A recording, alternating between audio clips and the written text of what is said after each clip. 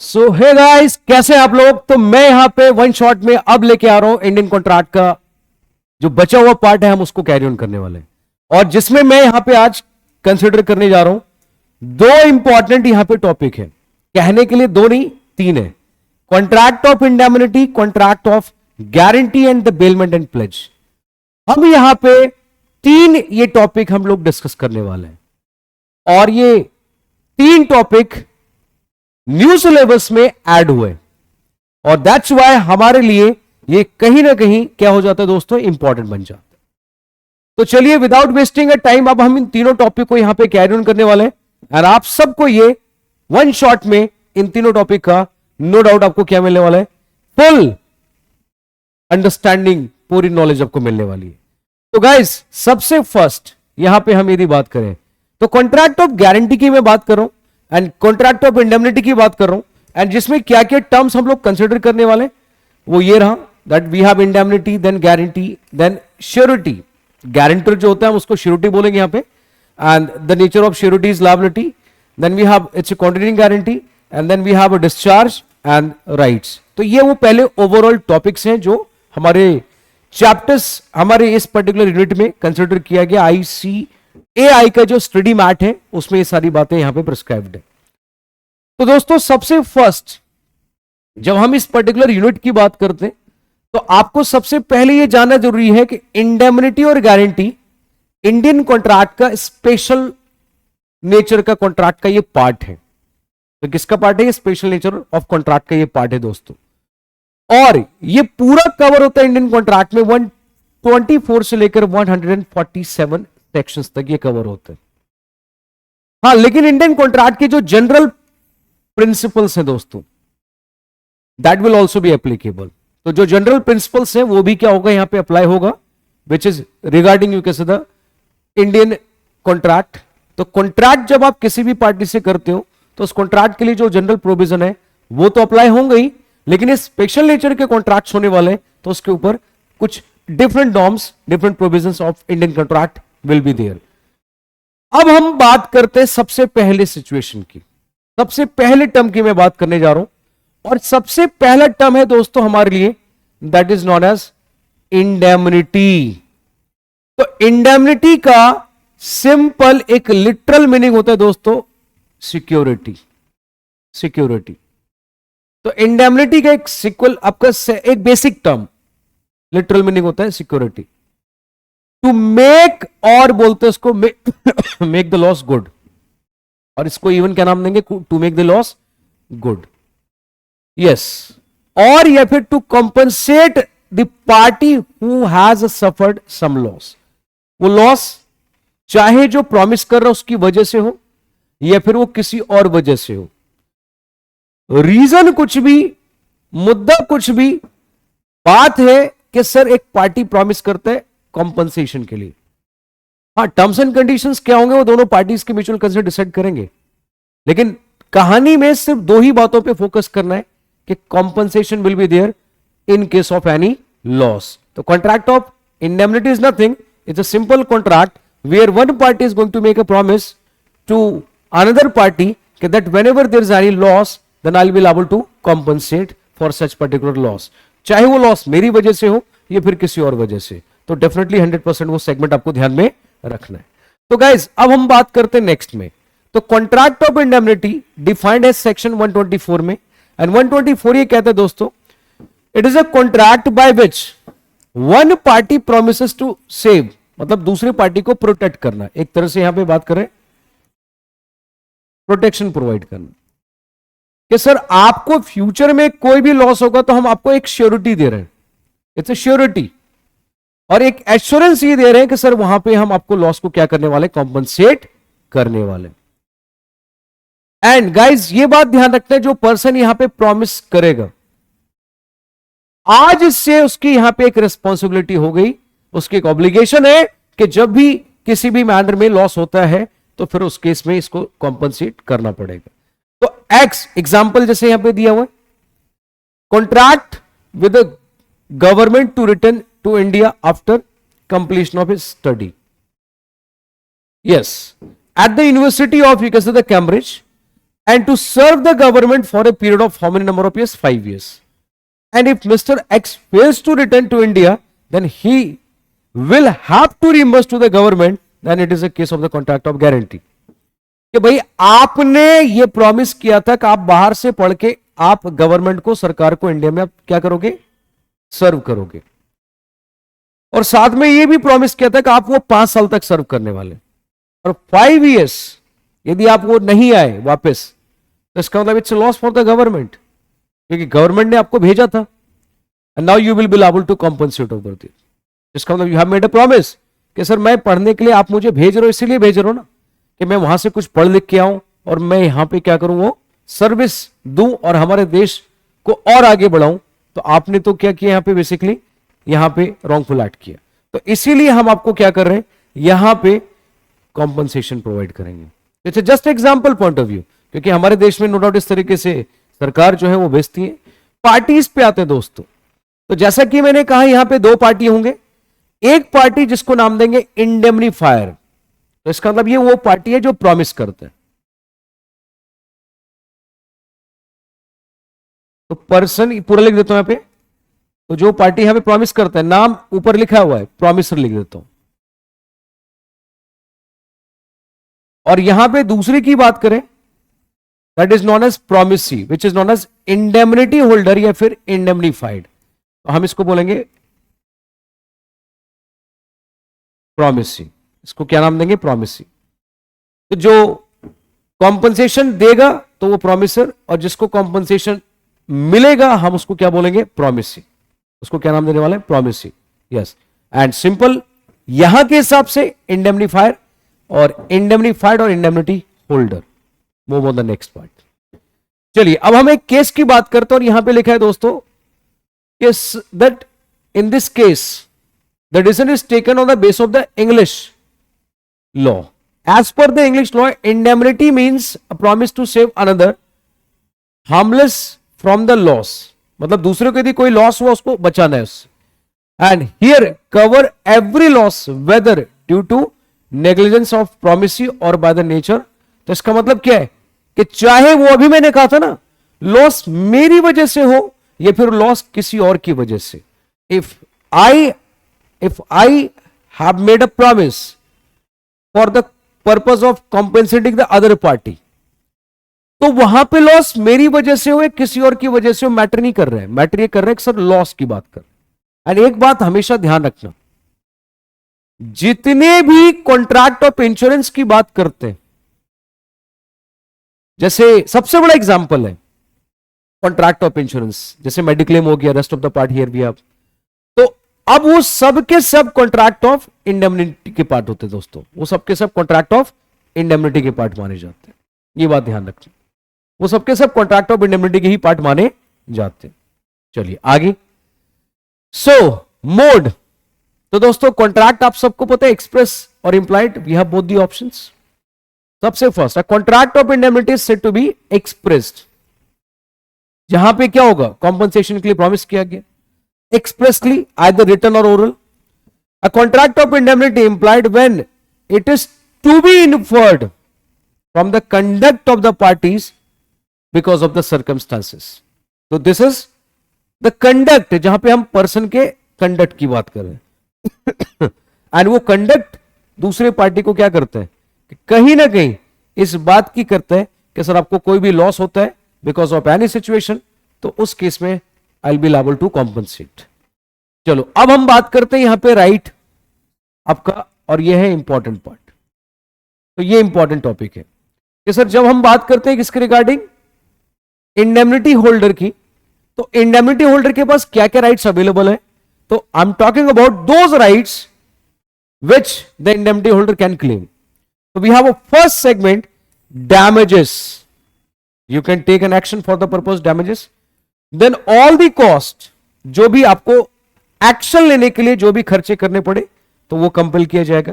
और all sum which may have paid under the any compromise और suit, मतलब इसके अलावा कोई और किसी भी तरीके से कंप्रोमाइज हुआ या फिर कोर्ट ने अगेन किसी भी तरीके से सूट में बोला पे करने के लिए, तो वो आ जाएगा। तो damages, cost and all other sum की बात करते दोस्तों। तो ये था कॉन्ट्रैक्ट ऑफ इंडेमनिटी का पार्ट, बहुत ही बेसिक सा छोटा सा पार्ट था जो आपको ध्यान रखना। अब मैं बात करूंगा कॉन्ट्रैक्ट ऑफ गारंटी। तो दोस्तों यहां पे तीन लोग होते हैं। एक होता है पर्सन जो लोन लेगा, मतलब एक तरह से प्रिंसिपल डेटर होगा। एक पर्सन वो है जो लोन देगा, दैट इज अ क्रेडिटर। और तीसरा वो पार्टी है जो उस पर्टिकुलर लोन के लिए एक श्योरिटी देता है, किसको? क्रेडिटर को। कि सर आपका पैसा डूबेगा नहीं, आप बेफिक्र रहो। इस पार्टी ने यदि वो पैसा आपको रीपे नहीं किया, then I will be liable to repay, तो फिर मैं आपको क्या करूंगा? उसको रीपे करके दूंगा। तो हम उसको नाम क्या देते हैं आज से? Contract of guarantee. Where we have three party, the one we have principal debtor, then we have a creditor, और जिसने प्रिंसिपल के बिहाफ पे यहां से क्या दिया? गारंटी दी, तो हम उसको श्योरिटी नाम देंगे। क्या देंगे उसको? श्योरिटी। तो ये हो गया आपका सेगमेंट।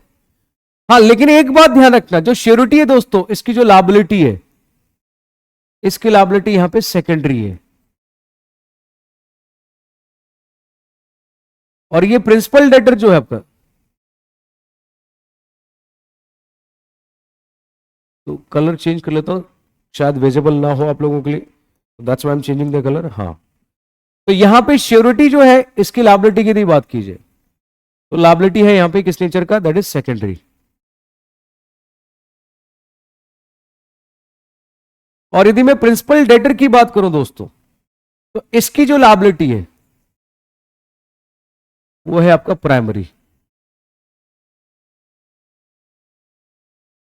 और जब प्रिंसिपल डेटर क्या करते हैं? Default in payment, that is repayment, तो लायबिलिटी फिर किसकी होगी? श्योरिटी की होगी। फिर लायबिलिटी किसकी होगी? श्योरिटी की होगी। इसका मतलब है principal debtor having a primary liability, and then if there is a default of the principal debtor, then liability of surety will be there. ये ध्यान रखना।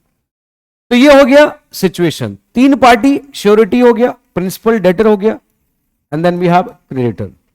तो दोस्तों द पर्सन जिसने गारंटी दी, yes, person in whose respect the default, yes, of whose default, तो guaranteed over there. Next, जिसको guarantee दिया जाएगा, ये हो गया आपका, जैसे when A request B, B कह रहे कितना पैसा चाहिए, बी से मांग रहे पैसा 10,000, और वो कहता है भाई किसको दिया जाए? C, and guarantee that C will pay, तो सी पे करेगा। बट यदि सी ने पे नहीं किया, तो फिर उस केस में क्या होगा? देन ए विल हिमसेल्फ पे।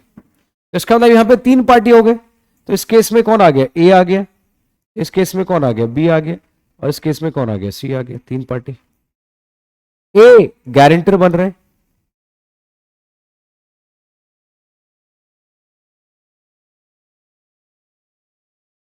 That is surety. ये बी जो है आपका दोस्तों, ये क्रेडिटर हो गया एग्जाम्पल में, और सी जो है आपका यहां पे क्या हो गया? That is principal debtor. ये हो गया, यस, हियर वी हैव। तो ये तीन आपको सेगमेंट यहां पे देखने के लिए। चलिए नेक्स्ट पार्ट में आते हैं, अगले पॉइंट में।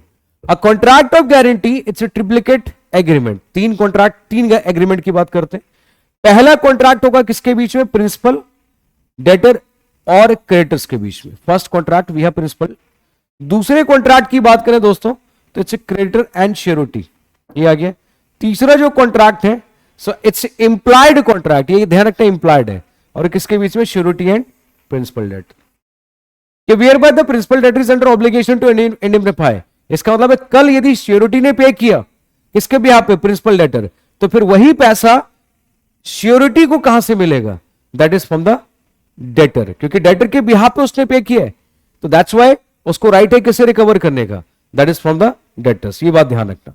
तो दोस्तों the right of the surety is not affected by the fact that creditor has refuse to sue the principal debtor और that he has not demanded the sum due. हां, इसका मतलब क्या है कि क्रेडिटर यदि प्रिंसिपल डेटर को release कर देता है, उसको उसके खिलाफ सूट नहीं फाइल करते। ये सिंपल है, यदि वहां पे ध्यान रखना, क्रेडिटर रिफ्यूज टू सू और that he has not demanded any payment from the, तो भाई देखो सिंपल है, जो श्योरिटी का राइट है वो एज इट इज इंटैक्ट रहेगा, उस राइट पे किसी भी तरीके से कोई इंपैक्ट नहीं पड़ेगा।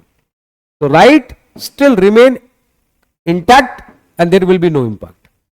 अब हम बात करते हैं नेक्स्ट पार्ट में। We have two specific category of the guarantee. If the guarantee which is going to be given for a specific transaction और सिंगल डेट, तो हम उसको बोलेंगे specific. If the guarantee which is for a series of transaction, yes, तो series of transaction, तो उसको क्या बोलेंगे, that is not as continuing guarantee. जैसे एग्जांपल है, A guarantee the payment to be of price of the 5 bags of rice delivered by B to C and to be paid in a month। तो B deliver 5 bags of rice to C, तो C liable है pay करने के लिए, तो this is contract of specific guarantee. Yes, because A ने क्या किया, गारंटी दी है सिर्फ किसके लिए, payment of 5 bags of rice, that's it. लेकिन यहां पे यदि बात करें on as recommendation, B a wealthy landlord employs C as his state manager. It was a duty of C to collect the rent। अब ध्यान रखना, रेंट कलेक्ट करना है every month, first day of every month, from home, from tenant, and उसको क्या करना है, आगे रेमिट करना है कब, 5th ऑफ द मंथ। इसका मतलब 1 तारीख को रेंट करना है कलेक्ट और 5 तारीख को पे कर देना। ए ने गारंटी दिया, A guarantee this arrangement and promise to make the good. मतलब यदि सी नहीं पे करेगा तो आप ये बताओ क्या हो गया, ये रूटीन आपका बेसिस पे काम है कि आपको रेंट रिकवर करना है, रेंट लेना है और वही हमें क्या करना है, वो हमें देना है क्रेडिटर को। लेकिन आप यदि किसी भी पर्टिकुलर पॉइंट ऑफ टाइम पे, at any point of time क्या करते हैं, वो जो रेंट है आपका वो आप नहीं देते हो, तो फिर उस केस में क्या है, जिसने गारंटी दिया तो वो क्या हो जाएगा, लायबल हो जाएगा। किस पर्पस के लिए, उस पर्टिकुलर अमाउंट को पे करने के लिए। तो ये हो गया किस नेचर का, that is continuing guarantee. Now we have liabilities की बात करते हैं, श्योरिटीज की। तो दोस्तों लायबिलिटी ऑफ श्योरिटी को extensive with the principal debtor. तो प्रिंसिपल डेटर के साथ वो क्या होगा, को एक्सटेंसिव होगा। हाँ, कॉन्ट्रैक्ट में भी कुछ और टर्म लिखा है तो उसके अकॉर्डिंगली वो चेंज हो सकता है। इसकी लायबिलिटी सेकेंडरी होती है जो हमने डिस्कस किया। Yes, and when the debtor can not be held liable on any defect in the document, the liability of surety also cease. इसका मतलब जहां डेटर लायबल नहीं होगा वहां पे क्रेडिटर भी, आपका श्योरिटी भी लायबल नहीं होगा। ऑब्वियस है, क्योंकि प्राइमरी लायबिलिटी किसकी है। अच्छा, क्रेडिटर में चूज, अभी क्रेडिटर की चॉइस है वो किसके, श्योरिटी से मांगे, भाई ऑब्वियस है आप। हाँ, लेकिन यदि पहले से एग्रीमेंट हो चुका है कि सर आप पहले प्रिंसिपल डेटर से ही रिकवर करोगे और यदि वो नहीं देते हैं, only then you will be able to recover from me, तो उसके बाद आप मेरे से रिकवर कर सकते हैं। नहीं तो simply you can do one thing, आप किससे रिकवर कर सकते हो, that is from the home, from the principal, you can से द डेटर और श्योरिटी। यदि कोई एग्रीमेंट नहीं तो दोनों से कर सकते हैं। यस गाइस, तो यहां पे एग्जांपल लिखा है, you just read the example. Example मैंने स्लाइड में इसलिए दिया ताकि आप पढ़ोगे, that point of time you should have knowledge. Now I am talking about mode of discharge, मतलब बेसिकली श्योरिटी की लायबिलिटी कब कब डिस्चार्ज होगी। तो पहला है दोस्तों बाय रिवोकेशन, दूसरा है यहां पे by conduct of the creditors, और तीसरा invalidation of the contract. तो दीज आर द 3 टर्म्स और तीनों के यहां पे पॉइंट्स है। ये लाइन शायद स्किप हो गया इस तरीके से। इस बार क्या है कि मैंने फ्लोचार्ट्स ऑलरेडी यहां पे कंसीडर कर लिए, तो अलग से मैं बना नहीं रहा हूं, इसमें यहीं पे कंसीडर कर लिए, और इसीलिए नो डाउट आपको साथ में ही मैंने नोट्स में फ्लोचार्ट यहां पे ऐड करके दे दिए, सो दैट आपके लिए क्या रहेगा, कन्वीनियंट।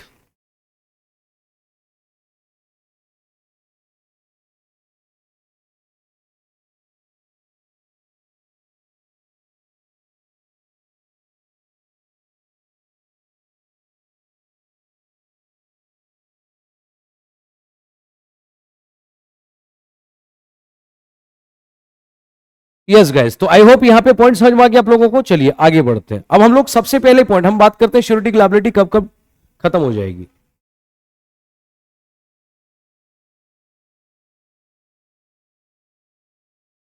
यस, तो first of all here we have the first segment which I am going to discuss, and here we have revocation. Revocation की बात कर रहे हैं तो दोस्तों सबसे पहले लिखा है revocation of continuing guarantee. But for that purpose, what you have to do? You have to give a notice. It means एक पर्सन ने सीरीज ऑफ ट्रांजैक्शन के लिए गारंटी दिया था और बीच में वो कह रहे सर मैं आगे कंटिन्यू यहां पे इसके आगे नहीं लायबल होना चाहता, तो इसके लिए वो उसको क्या देना पड़ेगा, that is notice is required. तो नोटिस देने की जरूरत है, तो इसी को बोलेंगे by notice of revocation. Number 2, surety. Yes, revocation of the guarantee by surety's death.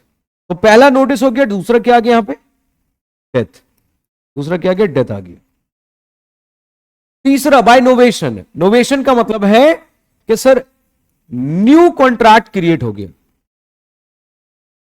पुराने कॉन्ट्रैक्ट के प्लेस पे।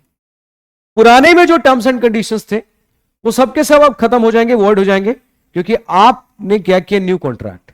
जैसे हो सकता है पहले 1 लाख के लिए गारंटी था, that is payable in 1 year. फिर बाद में हो गया को सर एक काम करते हैं, एक की जगह आप ना 150 का सीधा साधा एक काम करो, एक एग्रीमेंट बना दो, तो इसका वो अमाउंट बढ़ गया, और पीछे वाले अमाउंट को भी वहां पे क्या कर लिया, उसको ऐड ऑन कर लिया।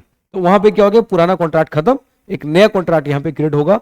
तो पुराने के लिए ये नोवेशन आ गया। तो 3 एलिमेंट है जो आपको क्या करना है, यहां पे ध्यान में रखना है। तो चलिए इन तीनों पे अब एग्जाम्पल की बात कर लेते हैं इससे से रिलेटेड। सबसे पहले अरुण प्रोमिसेस टू पे Rama for all the groceries bought by Karol for a period, कितने टाइम के लिए, 12 मंथ्स। पहली बात तो कंटिन्यूइंग गारंटी होगी, लेकिन वो क्या बोला कि आपका इन द नेक्स्ट 3 मंथ्स, कितने अमाउंट का, 2000 का। आफ्टर 3 मंथ्स अरुण ने क्या कर दिया, गारंटी रिवोक कर दी, कैंसिल। लेकिन उसके लिए इसको क्या देना जरूरी था, नोटिस देना जरूरी था। तो इसका मतलब है अब Arun is not liable for 1000 in case of the failure. ये देखो 1000 यहां पे हुआ और उसको आपने खरीदा, मतलब फर्दर का मतलब है 3 महीने के बाद जो सामान खरीदा गया उसकी लायबिलिटी नहीं होगी। हाँ, लेकिन जो पहले के 2000 रुपए सामान खरीदे गए उसकी लायबिलिटी अभी भी इंटैक्ट रहने वाली है, उसके लिए लायबिलिटी अभी भी इंटैक्ट रहेंगी। आगे S guarantee C for the transaction to be done between C and P. बोला किसके बीच में, सी एंड पी के बीच में जो ट्रांजेक्शन होगा वो मैं गारंटी दे रहा हूं, और वो transaction for next month. After 5 दिन के बाद एस की डेथ हो गई, तो now the guarantee will be revoked for future transaction. हाँ, लेकिन एक बात ध्यान रखना है, एस की जो प्रॉपर्टी है स्टेट, वो स्टिल लायबल होगा वो पहले के कितने ट्रांजेक्शन के लिए, जो स्पेसिफिकली ऑलरेडी हो चुके हैं उस 5 डेज में। तो उस 5 डेज में जो ट्रांजेक्शन हुए उसके लिए अभी भी लायबिलिटीज की बात करेंगे। तो पहले में दोस्तों नोटिस आ गया, और दूसरे में यहां पे किसकी बात होगी, डेथ की आ गई। थर्ड पे आते हैं, as guarantees to C for the payment of supply of wheat to be done by C and P. मतलब व्हीट सप्लाई करना है और पी एंड सी के बीच में कॉन्ट्रैक्ट हो रहा है। After 5 days the contract in is changed, and now as guarantee C for the payment of supply of rice की बात कर रहे हैं। तो इसका मतलब पहले व्हीट सप्लाई हो रहा था, अब राइस की बात कर रहे हैं। तो इसका मतलब don't you think terms and condition क्या हो गया, यहां पे चेंज हो गया। हाँ, लेकिन उस 5 दिन में यदि ऑलरेडी व्हीट सप्लाई कर दिया गया होगा तो उस व्हीट के लिए अभी भी क्या होगा, स्टिल लायबल माना जाएगा, क्योंकि ये चेंजेस हो रहे हैं 5 दिन के बाद। तो 5 दिन में यदि कुछ सप्लाई किया गया व्हीट तो उसके लिए तो डेफिनेटली लायबिलिटी अभी भी बनती है। ये क्रेडिट सेल हो रहा है एक तरह से, it's a kind of credit sale. चलो कोई बात नहीं। अगला पॉइंट है दोस्तों, किसकी बात कर रहे हैं, that is discharge by conduct of the creditors. अब हम क्रेडिटर्स की कंडक्ट की बात करते हैं। तो कंडक्ट के रिगार्डिंग यहां पे टर्म की बात कर रहे हैं, एंड यू जस्ट कॉन्सेंट्रेट कि सर क्या क्या नॉर्म्स, क्या क्या प्रोविजंस हमें कंडक्ट में ध्यान में रखना है। सबसे पहले वेरिएंस, इसका मतलब चेंज। कॉन्ट्रैक्ट के टर्म्स एंड कंडीशंस में आपने चेंजेस किए, और जब भी कॉन्ट्रैक्ट में चेंजेस होगा श्योरिटी की कंसेंट जरूरी है, और यदि श्योरिटी का कंसेंट नहीं लिया गया तो फिर उस पॉइंट में ध्यान रखना, श्योरिटी फिर डिस्चार्ज हो जाएगा और आगे के लिए वो लायबल नहीं होने वाला है। क्योंकि reason being whenever there is a change in the terms and condition then interest of surety will definitely be affected। तो श्योरिटी का इंटरेस्ट कहीं ना कहीं अफेक्ट होगा, तो श्योरिटी का इंटरेस्ट लेना जरूरी है। And without getting the consent from the surety then 100% यहां पे उसकी लायबिलिटी की बात नहीं करने वाले। चेंज यदि होता है, प्रिंसिपल डेटर को रिलीज कर दिया या डिस्चार्ज कर दिया, मुक्त कर दिया, तो ये बात बताओ, जब प्राइमरी लायबिलिटी खत्म हो गई तो सेकेंडरी लायबिलिटी भी तो डिस्चार्ज होगी ना, तो सेकेंडरी भी डिस्चार्ज मानी जाएगी। Next, discharge of surety when creditors compounds with or give time or agree not to sue the principal debtor. कर अच्छा, तुमने कोई कंप्रोमाइज कर लिया, कंपाउंड कर लिया, मतलब एक तरह से कोई ना कोई रिलीफ, टाइम एक्सटेंशन दे दिया, या फिर आपने एग्री कर लिया कि मैं आपके खिलाफ सूट नहीं फाइल करूंगा, तो बताओ क्या दिमाग मेरा खराब हो रखा है, तो श्योरिटी की लायबिलिटी यहां पे भी क्या होगी, क्योंकि आप तो प्रिंसिपल डेटर को फेवर कर रहे हो, आप तो प्रिंसिपल डेटर की पॉइंट ऑफ व्यू से बात कर रहे हैं, मेरा क्या होगा कालिया, तो इसका मतलब है तुझे मिलेगा आलिया। तो यहां पे ये पॉइंट आ गया, तो ये पॉइंट आ गया। तो दोस्तों श्योरिटी ने फाइनली ये कहा कि सर मेरा क्या होगा कालिया, तो रिप्लाई दिया लॉ मेकर ने तुझे मिलेगा आलिया, और आलिया का मतलब है तुझे अब यहां पे कुछ भी पे करने की जरूरत नहीं है, क्योंकि तेरी लायबिलिटी क्या होती है, कम्स टू एन एंड। चलिए एग्जांपल, स्टडी मैट का आपके एग्जांपल है, क्योंकि स्टडी मैट में एग्जांपल दिए और बेस्ट एग्जांपल है, तो आई डोंट थिंक सो कहां अलग कुछ और सोचने की जरूरत है। सोच अपनी लिमिट रखें और अपनी सोच को एक दायरे तक आप रखोगे तो आप अच्छा बेटर परफॉर्म कर सकते हो। लेकिन सोच आपकी बढ़ती जाएगी बढ़ती जाएगी बढ़ती जाएगी तो ऑटोमेटिकली आपकी जो परफॉर्मेंस है उसमें इंपैक्ट भी दिखना शुरू हो जाएगा। एक मिनट, हाँ, तो वो सोच को ठीक करना जरूरी है। हाँ, तो कहां थे हम एग्जाम्पल पे, A become surety to C for B's conduct as a manager in C's bank. Afterwards, B and C contract without A's consent. ध्यान रखना that B's salary shall be raised and that he shall become liable for 1/4 of the loss on overdraft. B allow customer overdraft and the bank को क्या हो गया loss, क्योंकि overdraft बोला था but loss हो गया, and A is discharge from the liability. अच्छा एक क्यों होगा, क्योंकि सिंपल सी बात है कि सर ये जो आपके बीच में कहानी हुई ना इसके बारे में मुझे कुछ भी नहीं बताया, तो इसलिए मेरी कोई लायबिलिटी यहां पे नहीं होगी। A contracts with B for fix price to build a house, घर बनाने के लिए, विद बी विद ने stipulated time. B supply the necessary timber, material बोल सकते हैं। सी ने क्या दिया दोस्तों, guarantees A performance of the contract and B omit to supply the timber.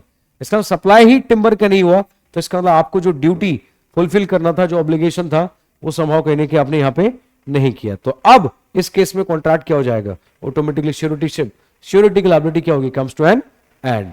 Next, A gives guarantee to C for the goods to be delivered to B, later on B contract with C to assign his property to C in lieu of the debts and B discharge. क्यों, क्योंकि reason में आपने पैसे की जगह पे property दे दी, और जब प्रॉपर्टी मिल ही गई तो उस केस में क्या होगा, liability comes to an end. तो फिर लायबिलिटी जो है वो ओवर मानी जाएंगी दोस्तों। यस, तो फिर वहां पे कोई किसी भी मैटर में कोई लायबिलिटी की बात नहीं करने वाले। चलिए, तो दो बातें हो गई। अब हम बात करते हैं किसके लिए, इनवैलिडेशन की बात। तो I am talking about the invalidation, क्योंकि जब कॉन्ट्रैक्ट आपका इनवैलिड हो गया तो डेफिनेटली 100% हम किसी भी लायबिलिटीज की बात नहीं करेंगे। तो सर वो कॉन्ट्रैक्ट इनवैलिड, गारंटी ऑब्टेन किया गया बाय मिस रिप्रेजेंटेशन, इसका मतलब आपको गुमराह किया गया, तो बोला सर यहां पे कॉन्ट्रैक्ट जो है इनवैलिड हो जाएगा। अब ये मत सोचना इंडियन कॉन्ट्रैक्ट जो हमने आगे पढ़ते हैं, स्टार्टिंग में पढ़ते हैं, बिगनिंग में, कि सर मिस रिप्रेजेंटेशन में जो कॉन्ट्रैक्ट है वो क्या होता है, बेसिकली हम उसको वॉइड मानते हैं, but guys avoidable. But guys एक बात ध्यान रखना, जब भी कभी भी कोई भी चीज पढ़ते हो तो आपको ये देखना है कि सर वो स्पेशल है या ऑर्डिनरी प्रोविजंस की बात करते हैं, तो उसके अकॉर्डिंगली वो नॉर्म्स क्या होते जाएंगे, बदलते जाएंगे। तो दोस्तों अगले पॉइंट पे आते हैं, guarantee obtain bye concealment. Concealment भी काइंड ऑफ मिस रिप्रेजेंटेशन, इसका मतलब होता है हाइड करना। Yes, it's all about the hide, छुपाने की बात करते हैं। Guarantee on a contract that the creditor shall not act it until को श्योरिटी ज्वाइन। इसका मतलब है क्रेडिटर को साफ बोला गया था कि सर मैं अकेला श्योरिटी नहीं रहूंगा, मेरी श्योरिटीशिप तभी स्टार्ट होगी जब और भी लोग श्योरिटी बनेंगे, और यदि कोई और श्योरिटी नहीं बना तो उस केस में फिर मेरी कोई लायबिलिटी यहां पे नहीं होगी। तो this is all about the situation जहां पे लायबिलिटी क्या होगी, कम्स टू एन एंड हो जाएगी, क्योंकि क्रेडिटर्स को और भी लोगों को श्योरिटी बनाना था बट आपने नहीं बनाया, तो that's why liability comes to an end over there. Come to the next point. तो दोस्तों अगले पॉइंट पे आते हैं, और लिखा हुआ है श्योरिटी को क्या क्या राइट्स मिलने वाले हैं। तो चलिए, किसके अगेंस्ट, क्रेडिटर्स, प्रिंसिपल डेटर्स, इन सब के अगेंस्ट। तो द फॉलोइंग राइट्स अगेंस्ट यहां पे हटा देते हैं, ये सारे पॉइंट्स हैं, तो बाद में वो आएगा। तो ये सबसे पहले creditors, number 2 principal debtor, then को श्योरिटी, यदि एक से ज्यादा श्योरिटी है तब की बात करते हैं तीसरे पे। तो सबसे पहले मैं बात कर रहा हूं किसके अगेंस्ट, प्रिंसिपल डेटर के अगेंस्ट। तो सबसे पहला राइट होता है दोस्तों सबरोगेशन। इसका मतलब होता है step into the shoes of other, मतलब एक तरह से दूसरे की पोजीशन को एक्वायर कर लेना. That's why the term is said to be step into the shoes of other.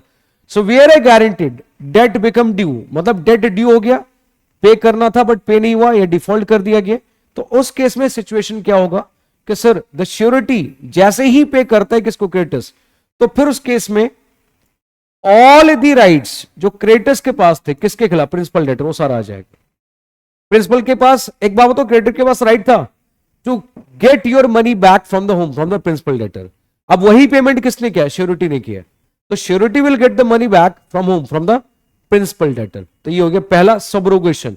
इसका मतलब आपने क्रेडिटर की जगह को ऑक्यूपाई कर लिया, और जैसे क्रेडिटर प्रिंसिपल डेटर के खिलाफ एक्शन ले सकता था, प्रिंसिपल डेटर के अगेंस्ट जो जो राइट्स अवेलेबल थे, तो वो सारे के सारे राइट्स आज से बीइंग ए क्रेडिटर वो सब आपके पास अवेलेबल हो जाएंगे. Next, implied promise to indemnify. तो in every contract of guarantee there is an implied promise. Implied promise होता है, ध्यान रखना. और वो इंप्लाइड प्रॉमिस क्या होता है कि that surety is entitled to recover from the principal debtor whatsoever, जो भी उसने राइटफुली पे किया उन सबको रिकवर कर सकते. जैसे प्रिंसिपल डेटर को उसने, क्रेडिटर को उसने क्या किया है, जो लोन अमाउंट था वो पे किया, उसके बाद इंटरेस्ट और पेनल चार्जेस पे किए, तो इंटरेस्ट और पेनल्टी जो पे करना पड़ा, तो again that will also be recovered. तो वो भी यहां पे हम रिकवरी की बात करते हैं. यस, तो that can also be recovered. Next, right against creditors. अब हम प्रिंसिपल डेटर की तो बात होगी, अब क्रेडिटर्स की बात कर रहे हैं. पहला, surety's right to the benefit of, yes here we have, तो हम बात करते हैं surety's right to benefit of creditor's securities. इसका मतलब क्या है कि प्रिंसिपल डेटर ने यदि कोई भी सिक्योरिटी किसको दिया था, सिक्योरिटी एसेट्स गिरवी रखे थे, किसके पास, क्रेडिटर्स के पास. अब अमाउंट किसने पे कर दिया, श्योरिटी ने.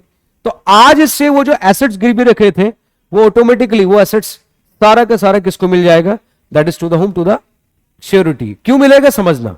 जैसे एक बात तो ए, यहां पे बी है और ये आपका सी है, तो ए ने यहां से क्या लिया, लोन लिया, और यहां से मान लो उसने गोल्ड क्या कहता, प्लेज,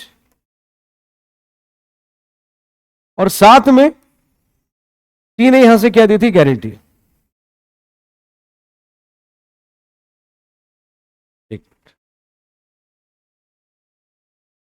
लोन ए ने दिया है तो प्लेज बी कर रहे हैं, और यहां पे जो सी है उसने ए को यहां से क्या दिया, गारंटी.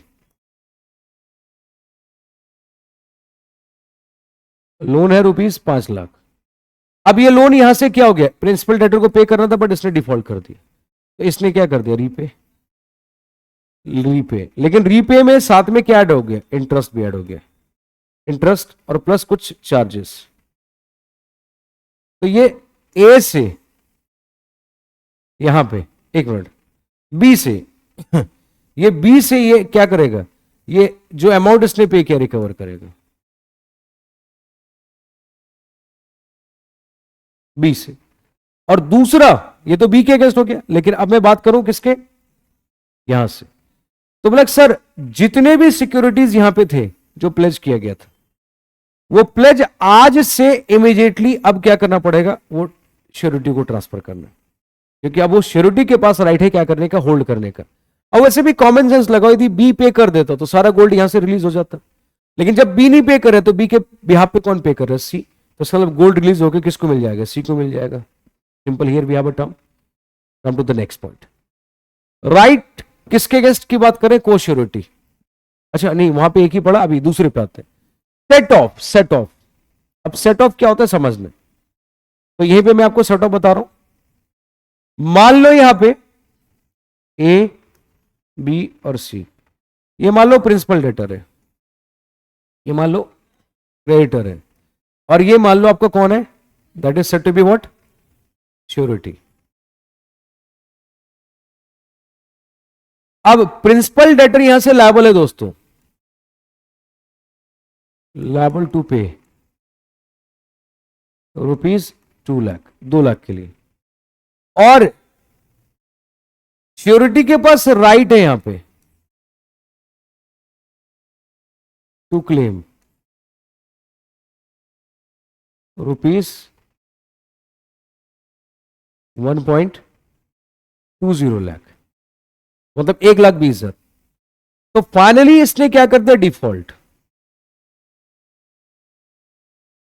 हो गया। तो डिफॉल्ट होते ही ऑटोमेटिकली अब यहां पे क्या हो जाएगा, लायबिलिटी ट्रांसफर हो गई। लायबिलिटी क्या हो गया, ट्रांसफर हो गई। अब जब लायबिलिटी ट्रांसफर होगी तो ये कहेगा भाई देख ऐसा है कि तू मुझे देगा कितने, 1,20,000, और मैं तुझे कितना दूंगा, 2 लाख। तो एक काम करते हैं, 2 लाख में से माइनस करते हैं 1,20,000, और इसको माइनस करते कितना आएगा, 80,000। और यही 80,000 में क्या हूं, यहां पे लाभ पे करने के लिए, बस। यस, हाँ, जितना अमाउंट होता है वो एक्स्ट्रा भी, उससे ज्यादा भी हो सकता था। तो ये अमाउंट है क्या करने के लिए, पे करने के लिए। राइट टू शेयर रिडक्शन, इसका मतलब जो वैल्यू, जो अमाउंट है, तो जितना पे हो गया होगा उसके अकॉर्डिंगली क्या हो जाएगा, रिड्यूस हो जाएगा। तो रिडक्शन की बात कर रहे हैं, तो शेयर दी रिडक्शन। नेक्स्ट, को श्योरिटीज की बात करते हैं। पहली बात, को श्योरिटी का मतलब है कि जहां पे एक से ज्यादा लोगों ने मिलकर गारंटी दी। एंड को श्योरिटी यदि कॉन्ट्रैक्ट साइलेंट है तो हम ये मान के चलते हैं इक्वली लायबल होगा। एंड लायबिलिटी ऑफ को surety even that can be different, but ये डिपेंड करता है कि पार्टीज के बीच में एग्रीमेंट है या नहीं। तो दोस्तों, these are the term of, you can से the contract of indemnity and guarantee. तो जिसकी मैंने यहां पे बात की, तो कॉन्ट्रैक्ट ऑफ इंडेमनिटी और गारंटी के जो भी प्रोविजंस थे, जो भी नॉर्म्स थे, मैंने यहां पे डिस्कस किए। चलिए,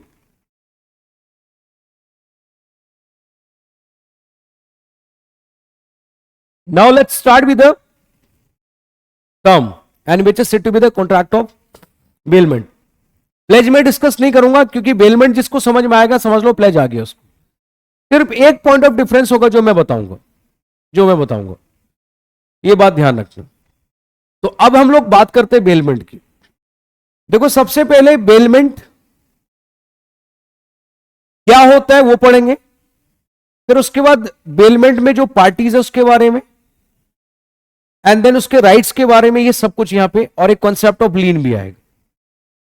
तो दोस्तों, इंडियन कॉन्ट्रैक्ट के स्पेशल पार्ट का next segment which I am going to discuss and which is known as, you can say the what, it's a contract of bailment। तो पहली बात आज के बाद याद रखना,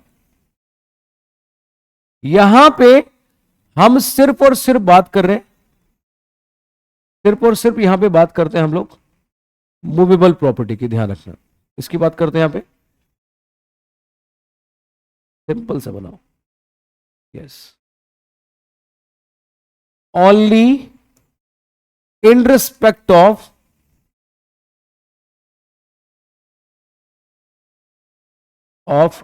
movable property। तो सिर्फ और सिर्फ हम किसकी बात कर रहे हैं, मूवेबल प्रॉपर्टी की बात कर रहे हैं, ये ध्यान रखना। तो दोस्तों, अब देखो क्या है, delivery of goods by one person to another, that is voluntary delivery of goods। ध्यान रखना, तो इसका मतलब है कि सर एक पार्टी ए है और दूसरा पार्टी यहां पे बी है, और ए है वो ओनर है, ओनर ऑफ गुड्स। तो बोला सर ए ने यहां से क्या किया, transfer the what, the goods. But मैं आपको समझा दूं, यहां पे जो ट्रांसफर है ये पोजीशन की बात कर रहे हैं, इसकी बात कर रहे हैं पोजीशन। तो वो ट्रांसफर क्या किया गया, पोजीशन किया गया।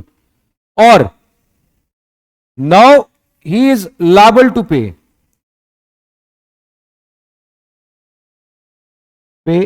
चार्जेस। तो इसको यहां से क्या करने, चार्जेस पे करने, बेग यू पार्डन, चार्जेस पे करने। और ये जो ट्रांसफर हो रहा है दोस्तों, तो इसका मतलब है आज से ओनरशिप तो वहां पे,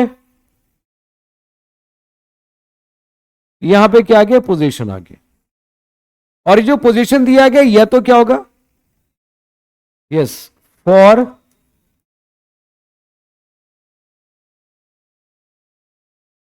स्पेसिफाइड पीरियड ऑफ टाइम के लिए हो सकता है, और दूसरा यहां पे स्पेसिफाइड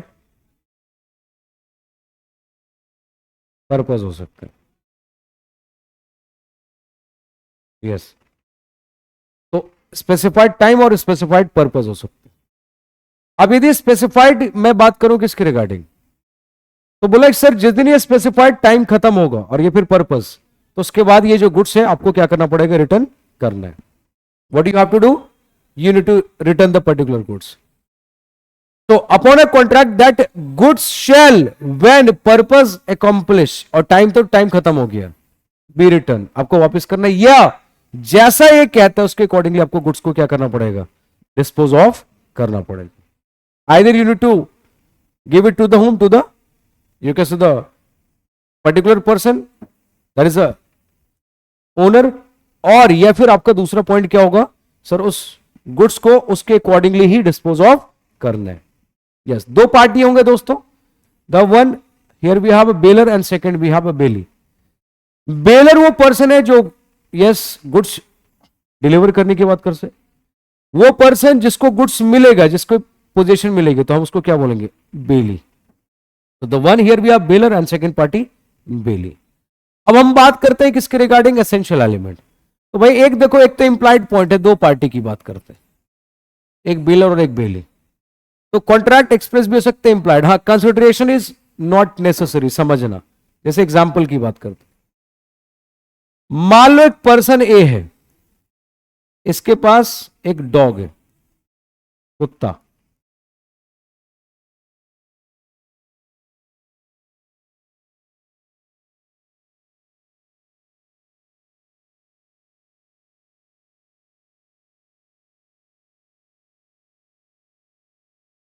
ये मान लो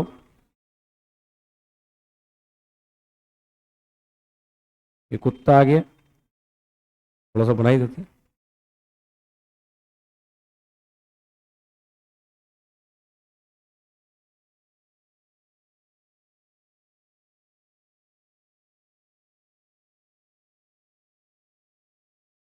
ये कुत्ता आ गया, जो भी मान लो, यस, तो ये डॉग है, ये डॉग है, यस, तेल बड़ी कर देते हैं इसको। ये कुत्ता कम, भैंसा ज्यादा लग रहा है, चलो कोई बात नहीं, अरे मान तो लिया ना कुछ तो, हाँ जानवर ही लग रहा है ना, हाँ, तो ये डॉग है। और यहां पे एक सेकेंड पार्टी, अब मान लो इसको घूमने के लिए जाना है गोवा,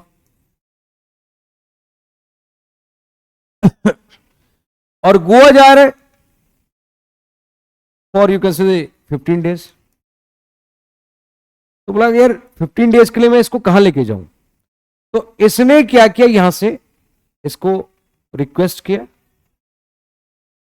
ये इसकी पड़ोसी है, आप पड़ोसी जो रहते साथ में, और रिक्वेस्ट ये किया गया कि आप इस डॉग को संभाल के रख लो, मतलब अब रख लो। तो इसका मतलब है, एक बात बताओ, यहां पे इसको कोई बेनिफिट की, मतलब कोई कंसिडरेशन की बात हो रही है, कोई कंसिडरेशन दिख रहा है नहीं ना, इसका मतलब यहां पे कोई कंसिडरेशन पे किया जा रहा है नहीं। तो लॉजिकली इसको बोलते हैं even there is a bailment. Bailment क्यों हुआ, क्योंकि डॉग अभी भी इसका ये मालिक है, ओनर है, और इसके पास क्या है, उसकी पोजीशन है। यस, ये हो गया आपका इवन विदाउट कंसिडरेशन। अच्छा, अब आते हैं किसके रिगार्डिंग, दूसरा, तो पहले ही हो गया दूसरा। दूसरा पॉइंट किसकी बात करते हैं, that is said to be delivery. We have actual delivery and constructive, we have actual delivery और कंस्ट्रक्टिव डिलीवरी।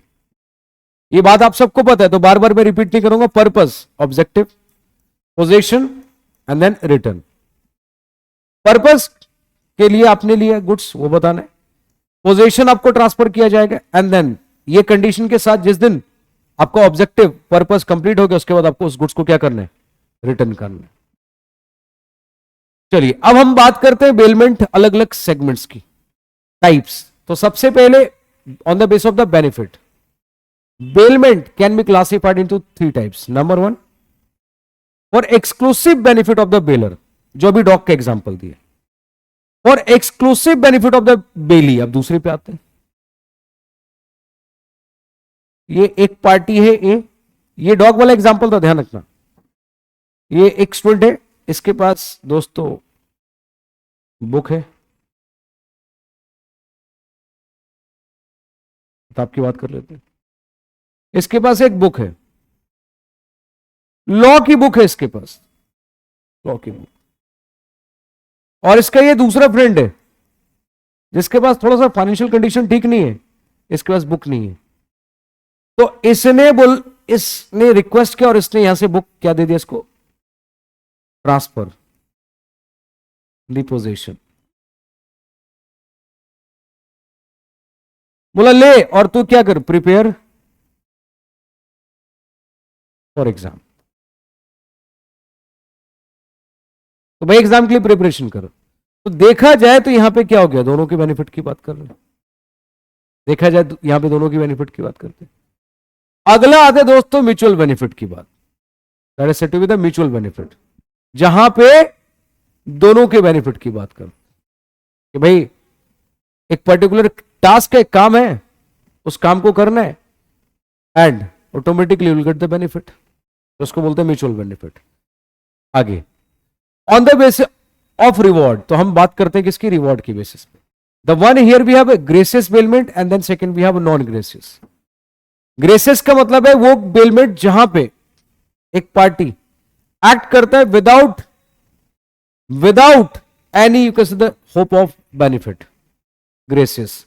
लेकिन जब एक पर्सन ने आपके लिए कुछ एक्ट किया तो उसको तो रिवॉर्ड बनता है ना, तो उसको ग्रेसियस बोलते हैं। नॉन ग्रेसियस, किसी का काम करना, किसी का नो डाउट किसी पर्पस के लिए, लेकिन उसको क्या करना, साथ ही साथ at the same point of time will expect क्या कहीं ना कहीं वो हमें बेनिफिट प्रोवाइड करे, तो that is said to be non gracious act. मतलब जहां पे इंटेंशन आपकी क्लियर है कि आप कुछ ना कुछ क्लेम करने की बात करते हैं। ड्यूटीज पे आते हैं दोस्तों। अब दो पार्टी है, बेलर और bailee, then will definitely discuss the concept of the duties. Duties के रिगार्डिंग बात करें तो गाइस देखो लिखा हुआ है, तो here we have duties, number of duties and these are categorise. Duty number 1 disclosure. इसका मतलब है जब बेलर गुड्स किसको दे रहा होगा, बेली को, तो at the time of giving goods it's a duty of the baler to disclose all the information regarding the goods. अब मान लो यदि मशीन किसी को आपने दी, उस मशीन में कोई प्रॉब्लम है, जैसे मैंने मान लो किसी को अपनी कार दी और बट उस कार में मैंने उसको ये नहीं बताया कि भाई ब्रेक थोड़ा सा इसका सही नहीं चलता है, ब्रेक थोड़ा खराब है, तो इसलिए ध्यान से चलाना, या ऐसा ना हो कि लेने देने पड़ जाए, तो ब्रेक फेल हो और तू भी फेल हो जाए, तो वो नहीं। तो इसका मतलब वो आपको प्रॉपरली क्या करना है, ऐसा जो फॉल्ट है वो बताना पड़ेगा। उसके बाद bear the necessary expense, duty to bear the necessary expense and duty to indemnify. इसका मतलब है कोई भी लॉस किसको होता है, बेली को, तो bailor is under obligation to indemnify. अगला पॉइंट है, जिस वक्त के लिए बेलमेंट था उससे पहले यदि आप क्या करते अपना गुड्स वापस लोगे, तो बेली को यदि कोई भी लॉस होता है उसकी वजह से, तो उस केस में आप उसको इंडेमनीफाई करेंगे। अगला पॉइंट ये कहता है कि सर जब भी कोई भी बेली गुड्स वापस करने आया तो हमारी ड्यूटी है उस गुड्स को एक्सेप्ट करना। तो कौन कौन से हो गए, सबसे पहले कि सर कोई भी गुड्स में डिफॉल्ट है, फॉल्ट है तो उसको डिस्क्लोज करना है। सर किसी भी तरीके से एक्सपेंस किसने किया, बेली ने किया, तो उस एक्सपेंस को आप क्या करेंगे, पे करोगे। कोई भी लॉस आपकी वजह से किसको हुआ, देखो एक पॉइंट समझना, गुड्स में डिफॉल्ट था, फॉल्ट था बेसिकली, उसको ठीक करा दिया उसने, तो उसने एक्सपेंस भी रखी, बट उस फॉल्ट की वजह से उसको नुकसान हो गया, तो लॉस हो गया, तो मतलब इंडेमनीफाई की बात। जितने टाइम के लिए आपने, जिस पर्पस के लिए, जो वक्त था, जो टाइम के लिए आपने गुड्स दिया था, उससे पहले यदि लेंगे तो उसका पर्पस अकम्प्लिश नहीं हो पाएगा। और यदि ऐसा होता है तो उस केस में जो लॉस होगा तो उसको बोलते हैं प्री मैच्योर टर्मिनेशन की वजह से आप कंपनसेट करोगे। नेक्स्ट है दोस्तों, गुड्स जब पर्पस खत्म हो गया, जब टाइम लैप्स हो गया, जब वो पर्पस खत्म हो चुका है, जब टाइम लैप्स हो चुका है, तो फिर नेक्स्ट पॉइंट ये आता है। तो नेक्स्ट पॉइंट ये कहता है क्या कि sir you just do one thing, अब जो गुड्स है उस गुड्स को बात करते हैं वापस करने की, एंड जब वापस होगा तो फिर आपको गुड्स को लेना पड़ेगा। यू कैन नॉट डिनाई, तो आप मतलब being a bailor, it's duty to accept the goods. Now duties of bailee, goods को संभाल के रखना है, वो भी इस तरीके से जैसे आपका खुद का हो। You need to take care of the goods which is known as a man of ordinary prudence. तो गुड्स की ख्याल, गुड्स का ध्यान इस तरीके से रखना है जैसे वो गुड्स आपका खुद का है, उस मैनर में। You will not be able to use the goods in an unauthorised manner, unauthorised manner में आप गुड्स को यूज नहीं करोगे। नेक्स्ट, मतलब जो डायरेक्शन दिया गया है आपको उसी डायरेक्शन को फॉलो करना है, अनऑथराइज्ड मैनर में आप गुड्स को यूज नहीं करेंगे। The relevant part, you will not be able to mix the goods of the bailor with own goods, और यदि मिक्स करते हैं तो you need to get the consent, and without consent यदि गुड्स मिक्स करते हो तो उसमें दो बातें।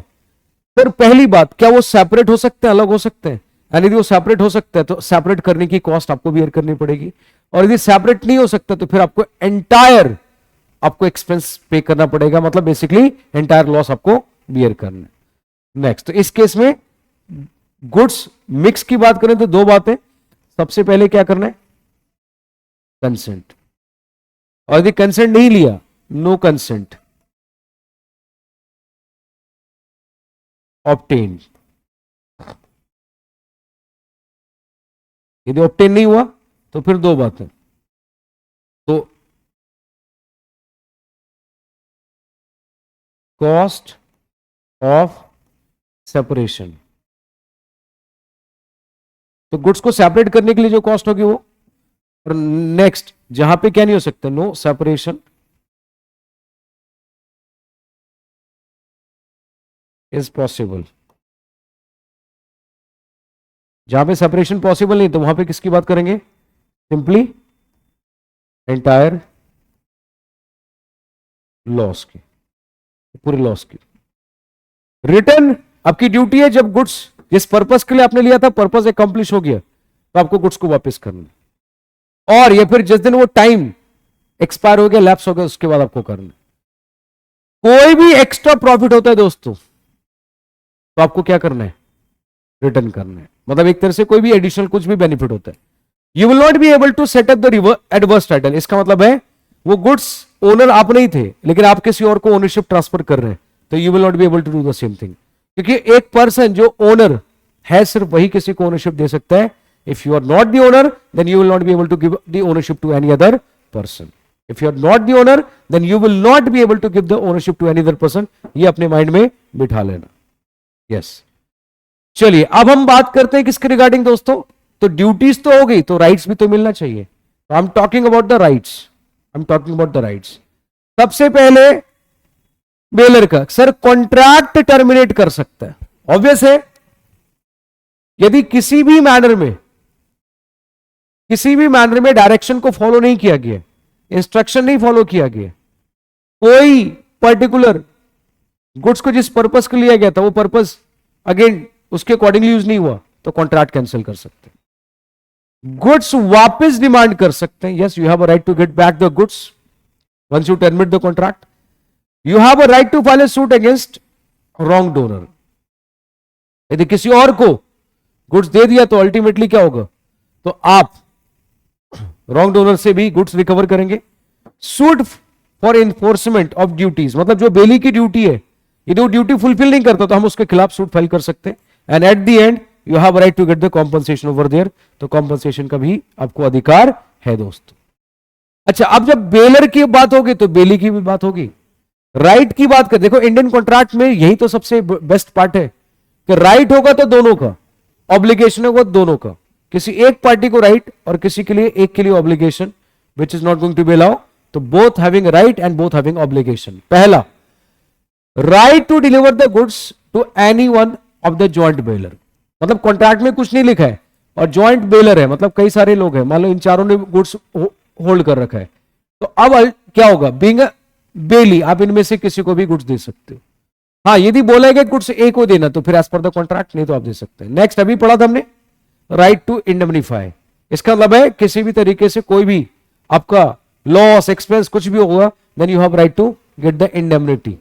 Next, right to claim the compensation in case of goods. पहले देखो एक सिंपल सी बात बताऊं, जो ड्यूटी बेलर की है उसी से रिलेटेड आपको राइट्स किसको मिलेंगे? बेली को। जो ड्यूटी बेली की है उसी से रिलेटेड राइट्स किसको मिलने वाले?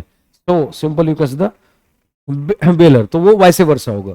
तो गलत गुड्स दे दिया उसके लिए right to claim necessary expense, जो अभी हमने पढ़ा था, खर्चे आपने यदि गुड्स को संभालने में कोई भी इस तरीके से खर्चे किए। Right to apply to the court to decide the title, मतलब एक कह रहे सर वो गुड्स मेरा है, दूसरा कह रहे गुड्स मेरा है, मतलब दो ओनर में ही आपस में डिस्प्यूट हो गया, आप कंफ्यूज हो गए, अब क्या करें, किसको दूं किससे ना लूं। तो अब उसके लिए आप कोर्ट जा सकते हैं ये डिसाइड करने के लिए that who is the true owner of the goods. Yes, right of a particular lien, यहां पे हम बात करेंगे लीन के बारे में, बट वो आगे आएगा। और राइट ऑफ जनरल लीन, ये दोनों हम चीजें आगे पढ़ने वाले हैं, ये ध्यान रखना। तो इसको यहां से मैं हटा देता हूं, ऊपर वाले जो पॉइंट्स हैं वो ध्यान रखना, तो इन दोनों को यहां पे कंसिडर नहीं करना है, वो हम आगे पढ़ेंगे। अब आता है दोस्तों बेलमेंट, कब कब टर्मिनेट हो जाएगा, मतलब when bailment comes to an end which is said to be termination. सबसे पहला है दोस्तों जो पीरियड फिक्स किया गया था, जब उस पीरियड की बात करें एंड जब वो पीरियड आपका लैप्स होगा फिक्स पीरियड, तो उसके बाद बेलमेंट क्या हो जाएगा? टर्मिनेट। तो पहले में हम फिक्सेशन ऑफ टाइम, तो टाइम की रेलेवेंसी आगे ध्यान रखिए। तो पहले में हम किसकी बात कर रहे हैं? टाइम की रेलेवेंसी की बात कर रहे हैं। और मैं यदि दूसरे की बात करूं, दूसरे में पर्पस की बात हो रही है, जिस पर्पस के लिए आपने गुड्स लिया था, once the purpose accomplish then automatically you can say what the contract comes to an end, तो फिर वहां पे कॉन्ट्रैक्ट ऑफ बेलमेंट क्या हो जाएगा? खत्म हो जाएगा। Next, death of the baler और बेली, दोनों की किसी की मौत हो गई तो उसके बाद इनकंसिस्टेंट यूज, मतलब जो डायरेक्शन दिया गया था, जिस पर्पस के लिए आपने गुड्स लिया था, आपने उस पर्पस के लिए गुड्स यूज नहीं किया, या फिर उस पर्टिकुलर डायरेक्शन को आपने कंसिडर नहीं किया, तो again contract of bailment comes to an end. Destruction और modification of the subject matter, मतलब गुड्स डिस्ट्रॉय हो जाते हैं, ये कोई चेंजेस हो जाते हैं जो अनफिट है एंड यूज में नहीं आ सकते, तो कॉन्ट्रैक्ट क्या हो जाएगा आपका? टर्मिनेट हो सकता है। यस गाइस, तो ये था टॉपिक किसके लिए? That is said to be bailment. अब यहां पे एक कॉन्सेप्ट है जिसकी बात हम करने वाले हैं, और एग्जाम में मैं मान के चलता हूं कहीं ना कहीं इससे रिलेटेड क्वेश्चंस आने के, एंड वो क्या है दोस्तों? Finder of lost goods. किसी भी पार्टी को गुड्स यदि रास्ते में मिलते हैं, जो गुड्स उसका नहीं है किसी और का है, तो आज से हम उसी पर्सन को क्या नाम देंगे? Finder of goods. क्या बोलेंगे उसको? Finder of goods. And it's a duty of the finder of the goods कि ट्रू ओनर को वो क्या करे? ढूंढे और साथ ही साथ उस गुड्स को सरेंडर कर दे। However finder of the goods has no right, owner के खिलाफ आपको सूट फाइल करके कॉम्पनसेशन लेने का कोई राइट नहीं है। यस, जो अपनी मर्जी से आपने खर्च किए, ये बात ध्यान रखना। Yes, and the expenses voluntary incurred, ध्यान रखना मोस्ट इंपॉर्टेंट है, वॉलंटरी अपनी मर्जी से इनकर्ड किए in finding the owner preserving the goods. क्यों? क्योंकि रीजन में क्या है? एक बात तो आप कहो मुझे क्या पड़ी है, मत मुझे क्या पड़ी है, दैट्स इट। मुझे क्या पड़ी का मतलब क्या? गुड्स खो गया है, मुझे मिल गया और मुझे वापस करना था, और यदि मुझे कोई एक्सपेंस की बात करे तो मैं क्यों करूंगा? क्योंकि मुझे पता है कोई एक्सपेंस में क्लेम नहीं कर सकता हूं, and if I am not able to claim then there is no requirement to you can do what to bear the expense. But simple है, आप ज्यादा ही शरीफ है तो फिर आप करो। वैसे तो जिसको ये गुड्स क्या होता है फाइंडर ऑफ लॉस्ट गुड्स में, क्या आप में से कभी किसी ने भी ये कहा है कि सर ये गुड्स मुझे मिला, ये आपका है? कभी नहीं कहोगे। क्यों नहीं कहोगे? क्योंकि हम सबको बस जैसे ही कोई भी रोड पे पड़ा सामान मिल गया वो हमारा हो गया। अरे बैग है, बैग में बॉम्ब भी तो हो सकता है, उड़ भी तो सकता है, बस नहीं सर। तो इसीलिए चीजों को समझना है। तो इसका मतलब है यहां पे इसीलिए बोला एक्सपेंस क्यों करेगा, तू मत करना, तो इन्फॉर्म कर दे बस। आगे उसके बाद, but he has a right to retain the goods against the owner until receive the compensation. हाँ, लेकिन इसके लिए जो खर्चे किए उसके लिए गुड्स को आप विद होल्ड कर सकते हैं, मतलब एक तरह से आप होल्ड कर सकते हैं, लेकिन you will not be able to take an action before the court. तो आप वहां पे होल्ड करोगे, भाई तू कॉम्पनसेशन देगा तो मैं बात करूंगा। अच्छा, where the owner has offered, यदि ओनर ने कोई स्पेसिफिक रिवॉर्ड रखा है तो फिर अगेन क्या कर सकते हैं? You may sue the owner. तो फिर उस रिवॉर्ड के लिए आप क्या कर सकते हैं? sue कर सकते हैं, एंड गुड्स को भी इवन रिटेन कर सकते हैं जब तक के लिए आपको मिल नहीं जाते। यस, तो when the finder of the things commonly on sale may sell, अब इसका मतलब क्या है, क्या बेच सकते हैं नहीं, तो मुद्दा ही है। तो बोला भाई देखो सिंपल है, things which is commonly subject of sale if lost, कब ओनर को ढूंढा बट वो नहीं मिला, यस, और इफ ही, या तो उसने गुड्स लेने से मना कर दिया, तो आज टू पे the lawful charges of the finder में, मतलब उसके लॉफुल चार्जेस के लिए वो क्या कर सकते हैं, तो फाइंडर क्या कर सकता है, when the things is in danger of perishing और लूजिंग द ग्रेटर पार्ट, तो वो बेच सकता है यदि वो गुड्स जो है पेरिशेबल नेचर का है, ये फिर ऐसा है जो कहीं ना कहीं खराब हो, तो कुछ पार्ट खराब होने से उसका नो डाउट आगे मुश्किल हो जाएगा चलना। और व्हेन द लॉफुल चार्जेस, अपने कहने के क्या किया, उसको ढूंढने में लॉफुल चार्जेस इनकर्ड किए, तो इन दोनों ही केस में आप क्या कर सकते हैं, यू कैन सेल, और लगाए आइदर दिस वन और दिस वन, मतलब पेरिशेबल है तो फर्स्ट, और पेरिशेबल नहीं है तो दूसरे में आप फॉल कर जाएंगे। यस दोस्तों, now I am going to start with the next term, and here we have a concept of lien. तो लीन इज नथिंग, जब आप किसी भी पर्टिकुलर गुड्स की पोजीशन को होल्ड करते हैं तो हम उसको क्या बोलते हैं, लीन बोलते हैं। तो lien is the right of a person to retain the goods, जो किसी और का है, इसलिए कुछ सर्टेन पर्टिकुलर अमाउंट क्लेम करने के लिए जो आपका है, या फिर कोई डेट्स के लिए जो आपका है, तो उसको बोलते हैं राइट ऑफ लीन। जैसे बैंक से लोन लिए, गोल्ड प्लेज किया, तो बैंक के पास राइट है ना गोल्ड होल्ड करने का। एक पर्टिकुलर रिपेयर शॉप पे आप अपना एसी का रिपेयर करवाने के लिए, और एसी रिपेयर हो गया, तो जब तक आप उसको पेमेंट नहीं करोगे उसका सर्विस का, तो वो क्या करेगा, रिटेन करके रखेगा। मान लो एक कार है, कार को आप सर्विस सेंटर पे लेके गए, सर्विस हुआ, तो जब तक आप पेमेंट नहीं करेंगे तो जो पर्टिकुलर सर्विस सेंटर है उसके पास पूरा राइट है क्या करने का, गुड्स को होल्ड करने का। Then we have lien having two different types, तो आप टाइप्स की बात करते हैं। The one we have known as particular, and then second you can से द जनरल लीन। तो let's begin with a particular lien. It is a right to retain only particular goods in respect of which claim is due. तो सिर्फ हम particular goods को retain करने की बात कर रहे हैं। हाँ, 170 सेक्शन प्रोवाइड ये करता है कि where the bailee has render any service, मतलब बेली ने कुछ सर्विस दी है जिसके लिए उसके पास उसके लेबर और स्किल्स की रिक्वायरमेंट थी, और वो उसके पास था। जैसे मैंने भी दिया ना, एसी का, मैंने कार का एग्जांपल दिया। तो बोला भाई देखो सिंपल है, आज से उसके पास पूरी अथॉरिटी है क्या करने की, रिटेन करने की, पूरी अथॉरिटी क्या करने की, रिटेन करने की। कब तक के लिए, जब तक कि वो जो ड्यू अमाउंट है उसको रिसीव नहीं हो जाता, क्योंकि उसने क्या किया भाई, सर्विस रेंडर की, और जब सर्विस रेंडर किया तो उससे रिलेटेड जो भी अमाउंट है वो आपको क्या करना पड़ेगा, पे करना है।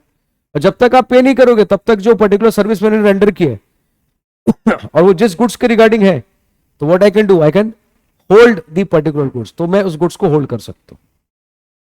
जैसे सबसे बड़ा एग्जांपल है कि यदि हम टेलर को कोट स्टिच करने के लिए देते हैं, तो अब वो टेलर कोट स्टिच करते हैं, तो स्टिच करने में नॉट होते उसके लेबर और स्किल्स की रिक्वायरमेंट हुई नहीं हुई, और जब तक आप पेमेंट नहीं करोगे तब तक वो स्टिच वाला जो सूट था आपको वो कोट का नहीं देगा, मतलब जो कोट, और यहां पे वो एग्जांपल दी।